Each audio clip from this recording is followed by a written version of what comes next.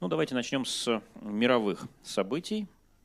Не то, что не то, что происходит только в России, то, что происходит в мире в целом. Ну вот следующая иерархия. На первом месте события на Ближнем Востоке. Разнообразные. Ну, вы знаете, это и конфликт в Сирии, это и всяческие беспорядки в Египте, это и очередные военные действия, значит, там, в секторе Газа и так далее. В общем, все это объединено в одну группу событий на Ближнем Востоке. И они оказались, по мнению россиян, самым важным мировым событием в этом году. На втором месте это победа Барака Обамы на выборах президента, 23%. И, наконец, на третьем месте Лондонская Олимпиада, 16%. Ну, для сравнения, год назад в России значит, два события поделили первое место. Это значит, революция в Ливии и землетрясение, наводнение, авария на АЭС в Японии, Фукусима знаменитая. Вот. Ну а на третьем месте был экономический кризис, в том числе кризис в еврозоне. В этом году, опять-таки для сравнения, что вот на Украине считают важнейшими мировыми событиями. Там резко отличаются. Вот тот список. На первом месте это разнообразные природные, значит, катастрофы вот, в Америке, Японии, России, тайфуны, значит, торнадо, значит, наводнения и тому подобное. На втором месте это Евро 2012. Ну, тоже, наверное, понятно, потому что Украина была одной из двух стран, которая принимала чемпионат. И президентские выборы в США на третьем месте в списке главных событий. Теперь переходим к российским событиям. Здесь, конечно, список совершенно другой. На первом месте это выборы президента мартовские. Вот. На втором месте с большим отрывом наводнение в Крымске, июль этого года. И на третьем месте это серия коррупционных скандалов. И самый громкий из них это, конечно, скандал в Минобороны. Это уже осенние события. Вот. Ну а для сравнения на Украине главным событием признали Евро-2012, потом выборы в Верховную Раду осенние и суд над Тимошенко. Вот.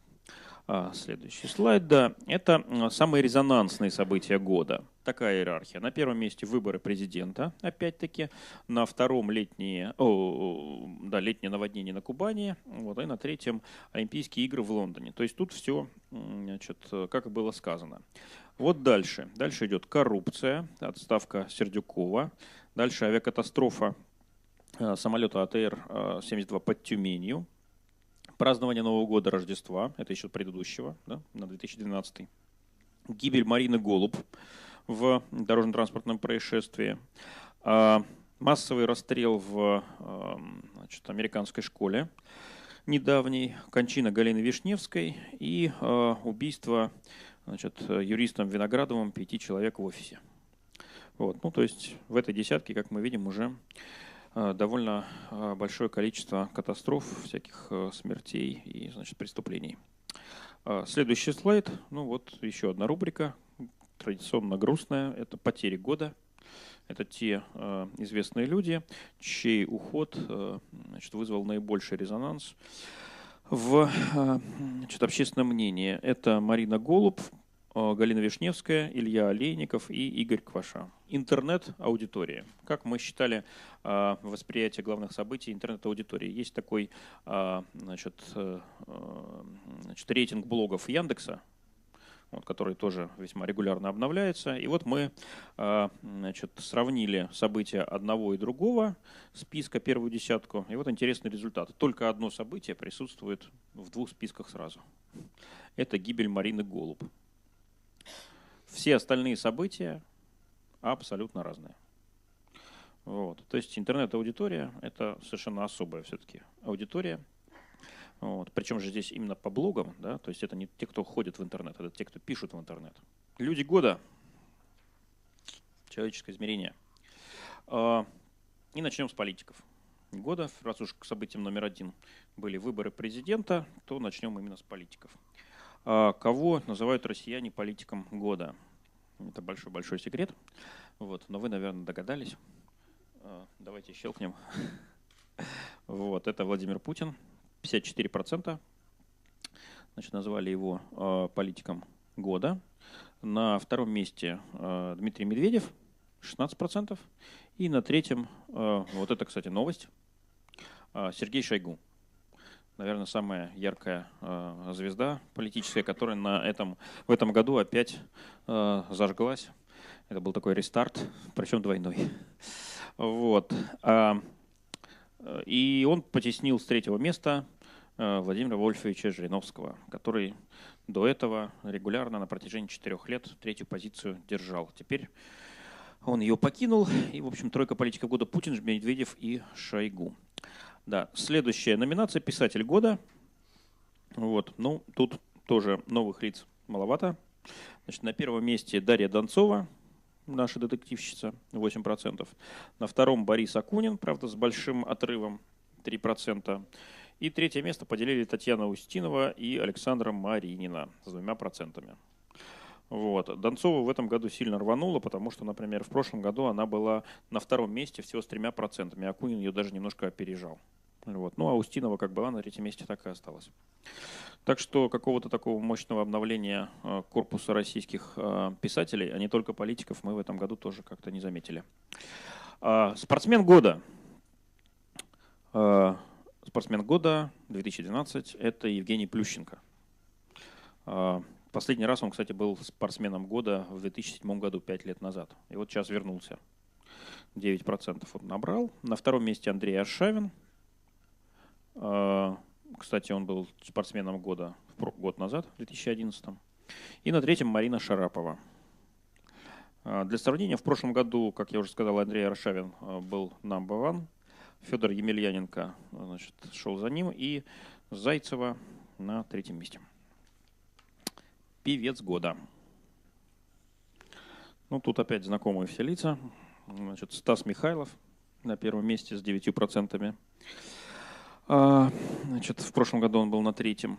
Второе место разделили значит, Николай Басков и Филипп Киркоров. И на третьем Алла Пугачева. Вот. Для сравнения, в 2011 году на первом был Филипп Киркоров, на втором Басков и на третьем Стас Михайлов. В общем, ротация незначительная. Актер-актриса года. Сергей Безруков на первом месте, 7%. В прошлом году он опять-таки был на первом месте, то есть он сохраняется. Второе место разделили Марина Голуб, ну понятно, наверное, причина. Вот. И Константин Хабенский, 4%. В прошлый раз он был на шестом месте. И Михаил Пореченков, 3%. Вот. А в прошлом году в тройке, кроме Безрукова, были еще Аверин и Евгений Миронов. Главное чувство, с которым мы встречаем и провожаем, провожаем и встречаем, значит, Новый год. Можно было выбрать один из 3 вариантов.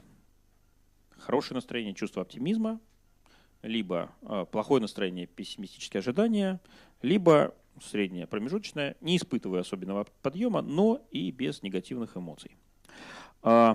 Значит, вот здесь приведены результаты наших исследований по этому вопросу за 7 последних лет. Значит, ну вот давайте, может быть, с этой разбежкой, с этим промежутком мы сравним. В 2005 году 17% встречали Новый год с плохим настроением, пессимистическими ожиданиями. Значит, дальше эта доля сокращалась. В 2007 году сократилась аж до 8%, но затем пришел кризис, и в 2008 году, новый 2009, встречались с пессимизмом уже 20%. Вот. Но это недолго, значит, оказалась такая вот негативная тенденция. Уже с 2009 года опять процент пессимистов резко падает до 11%, и сегодня он составляет 10%. То есть, в принципе, держится на таком стабильном уровне. 10% у нас в негативе встречают Новый год. Теперь позитив. Значит, 30% в 2005 году, в 2012 34%. Ну, в общем, немного, значит, небольшая прибавка, прямо скажем. А больше всего оптимистов было в 2007 году. Последний предкризисный год, когда казалось, что все прекрасно и дальше будет только лучше. Тогда оптимистов было аж 40%. Ну а большинство и 7 лет назад, и сейчас тогда 52, сейчас 54%. Это те, кто не испытывает особенного подъема, но и без негативных эмоций.